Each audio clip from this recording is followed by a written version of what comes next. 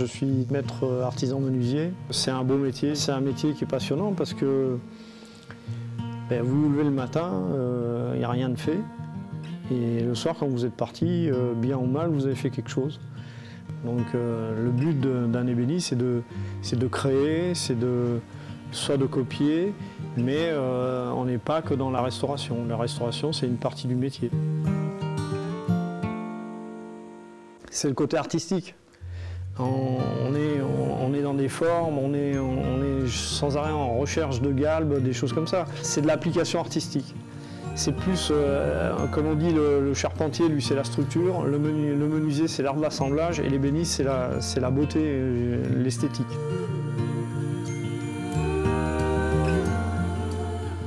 Alors moi, le déclic, j'étais très jeune, puisque j'avais 13 ans à peu près, 13-14 ans, pas plus. Enfin, c'est une anecdote, quoi. Je regardais une émission sur le Faubourg Saint-Antoine, et en fait, en regardant cette émission, j'ai vu un monsieur qui faisait un meuble de style. Donc il y avait toute une ambiance où on voyait le monsieur faire de sa colle, la faire chauffer sur un poêle, etc. Et arriver quasiment, puisque bon, ils avaient fait voir un objet fini au vernis, quoi. Je suis allé voir ma mère, je lui ai dit, bon, je pense que j'ai trouvé le métier que je veux faire. J'ai donc un CAP menuisier. Après un BEP bois agencement, et j'ai fait une spécialisation d'ébénisterie d'art où là je faisais que de l'atelier, de la technologie et des mathématiques. Le but, c'est d'avoir la pensée, de partir de la planche et d'arriver à un ouvrage fini et de qualité.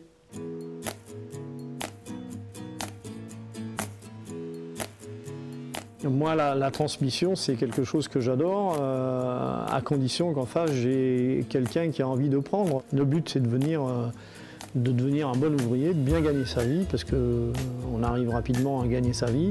Il faut savoir qu'aujourd'hui, vous avez des gens qui sortent avec Bac+3, qui vont travailler dans les banques, qui gagnent à peine 1 000 €. Nous, un jeune qui débute avec ses paniers, s'il fait quelques heures et tout, il arrive facilement à 1 200, 1 300 € net par mois, quoi. Enfin bon, moi j'ai un exemple avec mon fils, c'est-à-dire que mon fils à la base a un métier, il était viticulteur, donc il avait décidé qu'il travaillerait à la vigne. Je suis sorti de l'école en tant que viticulteur, j'ai travaillé 1 année et je me suis retrouvé au chômage. Et rester 1 mois à rien faire, c'est un peu dur, et surtout à se faire remballer par tous les employeurs, quoi. Donc mon père cherchait quelqu'un, et voilà, ça s'est fait comme ça. Je lui ai mis un challenge, c'est-à-dire je lui ai dit, bon voilà, tu vas aller chez les Compagnons du Devoir, parce que je voulais qu'il ait le même niveau que j'avais atteint, et que mes autres apprentis ont atteint. En fait, les Compagnons nous apprennent les bases. Et après, du moins une certaine façon de travailler, et mon père une autre façon de travailler. Donc j'essaye de lier les deux, quoi. Moi, ce qui me passionne le plus, c'est de pouvoir réaliser ce que faisaient les anciens autrefois, quoi, avec des techniques nouvelles. C'est-à-dire qu'au bout de 8 ans, à peu près 7-8 ans, il est capable de gérer l'atelier tout seul, de faire des ouvrages complexes, de sortir les bois, d'usiner, d'aller à la pause. Voilà, c'est quelqu'un qui pourra me remplacer s'il a envie de reprendre l'entreprise. Et puis, voilà.